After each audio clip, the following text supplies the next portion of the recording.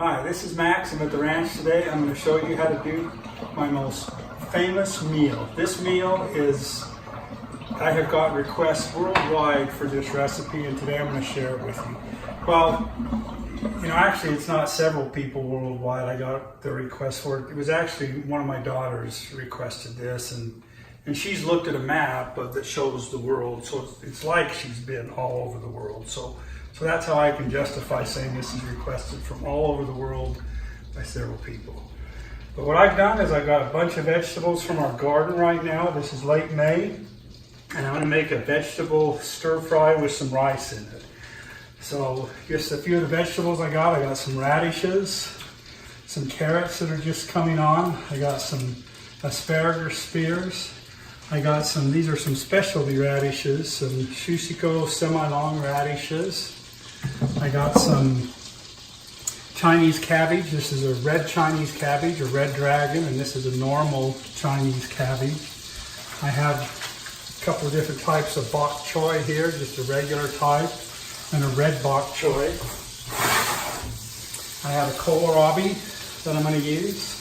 I got some celery that I'm going to use, and just a note about the celery is strong tasting. When I grow it myself, I grow it for flavor and for nutrients, and so it's a lot stronger than what you're used to buying in the store where they've blanched it and kind of taken the flavor out of it. I have some broccoli little spears here I'm going to use. I have some green onions that I'll put in there, and I have some spinach here that I'm going to use. The meat that I'm going to use these are elk and beef tenderloins that I've cut up. Now, I just happen to live on the ranch where we raise elk and beef, so this is the meat I have, but if you want to use chicken or shrimp or pork, whatever you want to use, go ahead and use it, but I just happen to have this, so I'm going to use that.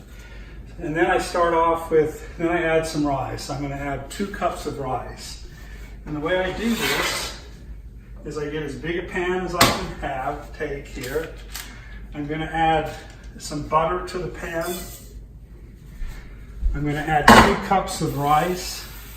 And then usually rice has a 2-to-1 ratio of water, but I'm only going to add about a little bit more than just half the water I need for rice, because I like my rice a little bit firmer, and the vegetables are going to provide the rest of the moisture. So I've got my rice added in a pot. It's cooking here. While this is starting to boil, I'm going to leave the lid uncovered because I want the water to boil away on here, and I'll explain what I do when I get to that point. So I'm going to cut these up, get ready to put it in this dish, and I'll see you in a few minutes. Okay, I'm cutting up, I just wanted to show you, I'm cutting up some of these vegetables. I typically just cut these in about 1-inch chunks. And with the celery, I'm actually going to use these leaves. I cut off the majority of the leaves, and I'm just going to use those. So I cut stuff up in about 1-inch chunks, a little bit bigger. Put it in here like that. Okay, stop it. Okay, these radishes and things like that, I like to cut into. These are not into 1-inch square and 1-inch long pieces, but they're just into little discs like that I can use. I want to show you, I want to cut up this red Chinese cabbage, this red dragon, and you can let you see what this looks like. It tastes just like the regular Chinese cabbage, but look at that red leaves in there. It just adds a little bit more flavor and color to the stir fry. So I don't know if you can buy this red Chinese cabbage in the store, but I grow it, and so I can just go out and get it for free. And one other thing I forgot to add here that I wanted to tell you about is the eggs. I got 6 eggs here. These are fresh country eggs. We have chickens too, so I can just go out and get the chickens and use those. I put a little bit of milk in here, and I'm stirring them up. I'm going to cook this separate over here. So I have some butter in a pan, and I keep saying butter. If you guys use margarine, you're going to have words. You got to have real butter, maybe some olive oil if you like the olive oil, but if you're going to use olive oil, make sure you get extra virgin olive oil. Don't get vegetable oil or anything else. So I'm going to let these eggs cook, and then I'm going to cut them up. One thing I'm doing here with the rice, if you look in here, all of my water boiled away in the rice. And this rice, it is not done. It is still pretty firm in there. So what I'm going to try to do now is I want to brown the rice. So if you look inside the pan here, you can see I put butter in here. And I'm going to try to get enough butter so that it doesn't stick in the bottom, but that it browns the rice. So I go ahead and do this. I'm going to let this rice cook a little bit this way. It'll start to brown, and then I'm going to use this ladle thing here to spatula to turn the rice over and make sure it's brown. Again, I only used about half the water that I needed normally on rice. I don't want the rice fully cooked. If you look at all these vegetables have a lot of moisture in them. So they're going to add moisture to the rice and cook the rice a little bit more. And then these different types of sauces, you can use whatever you want. There's some marinade, some Worcestershire sauce, soy sauce, or this Yoshi's sauce, whatever it is. Add a little bit of that to it, whatever flavor you want. One other thing I'm going to do is I'm just going to add a little bit of chicken broth. Normally, instead of water cooking the rice, I would have used chicken broth, but since I don't have any, I'm going to use some of this, I don't know, pre-made bouillon, whatever, to add just a little bit of flavor. Okay, I've got one side of this cooked. To my loyal fans out there, I'm going to show you how you flip this. Kids, do not try this at home. You have to be a trained professional to try this. So let's see if I can do this. Whoops. Shadow, okay, what's on the floor there? Well, I got most of it in the pan anyway. So now I'm going to cook this side. I got my eggs cooked and cut up. I just chopped them up into little pieces like this that I can add later on. Now I'm going to, while my rice is still browning in there, now I'm going to cook the meat. See, like I said, use extra virgin olive oil. What that means is and any brand will work, but try to buy a little bit more expensive brand. But what the extra virgin means is that it was the first press of the olives. So you get the very first press of the olives. That is a good source of the olive oil. You don't want just the regular olive oil where they're using the second, third, or fourth press. So I like to use olive oil with my meat. Normally I'd like to cook these on the grill, but I'm not that good at cooking stuff on a grill. I have a friend who's really, really good cooking on a Traeger grill, and my son likes to cook on his Traeger grill too. So if I could, I'd rather do it on that. But I'm going to just let that meat cook a little bit, and some of the stuff that I like to use for the seasoning on the meat is just this 5-season seasoning. But I'll put sprinkle a little bit of that on the meat also while it's cooking. Take a look at this rice here. You'll see what I mean by it starting to brown. See how the bottom of the rice is starting to brown? I put the butter in there.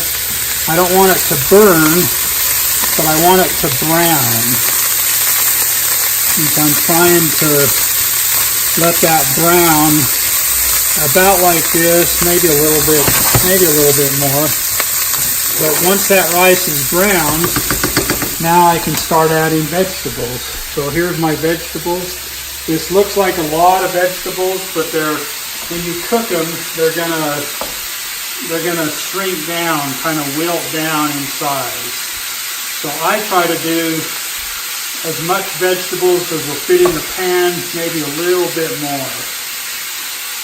I may have a little bit too many vegetables here, but we should be able to find a way to make this work.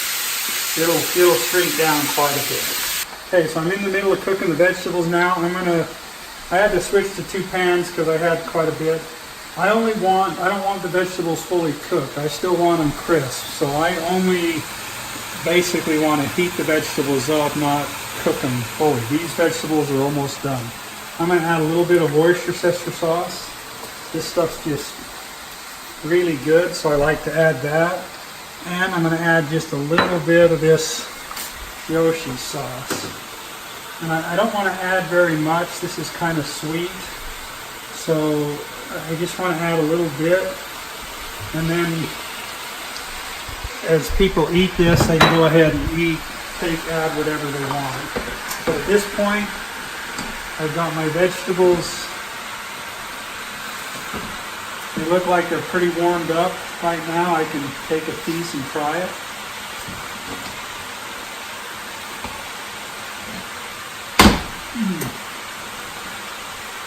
Okay, so this is warmed up. Those vegetables are still firm. These vegetables in here, this is where the rice was. So I'm still cooking these with the rice. These have a little bit longer ways to go, but I'm just trying to fully mix the rice into it. So I'm going to get all this mixed up really well, put it together in a bowl. I got my elk and beef tenderloins. They're cooked right here, ready to go. And the last thing I do just before I'm ready to take this off the stove is I add my eggs.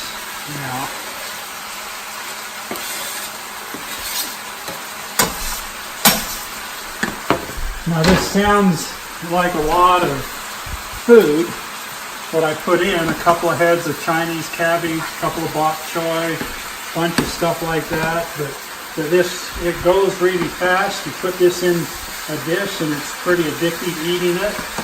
It's also really nice if you just keep this for the next day and take it to work. It tastes really good the following day. Okay, so I've almost got this done. I'll put all this together and show you what it looks like in a bowl, now ready to eat. Okay, this is what it looks like now. I've put some on a plate. On here, added some of the elk tenderloin, beef tenderloin to it, just sprinkled it on top. I tasted it. I think I want to add a little bit of soy sauce to it. But that's it. Now it's a meal. It has some rice in there, has some meat, has tons of vegetables out of the garden. This is what it looks like when it's all mixed together. Like I said, this looks like a lot, but you go through it pretty fast. This will get eaten pretty fast in your house. I like the vegetables not cooked very much. I like them still firm but warm. And I use the vegetables that I had in my garden. I wouldn't go out and buy a bunch of stuff. Hopefully you will have a garden yourself and you just take whatever's ready in your garden. And the basic ingredients is just some rice, some eggs, some meat, and then whatever vegetables you have in your garden to use for just a nice healthy meal with a variety of vegetables. And one of the nice things about eating a variety of vegetables instead of just having one vegetable with your dinner is each vegetable has different nutrients and provides different health benefits for your digestive system. So when you eat a bunch of these vegetables together like this on here, it's just a tremendously healthy food, even with the butter added to it. So anyway, thank you for joining me, and please subscribe to my channel. If you have any questions or comments, please let me know. Okay, thank you.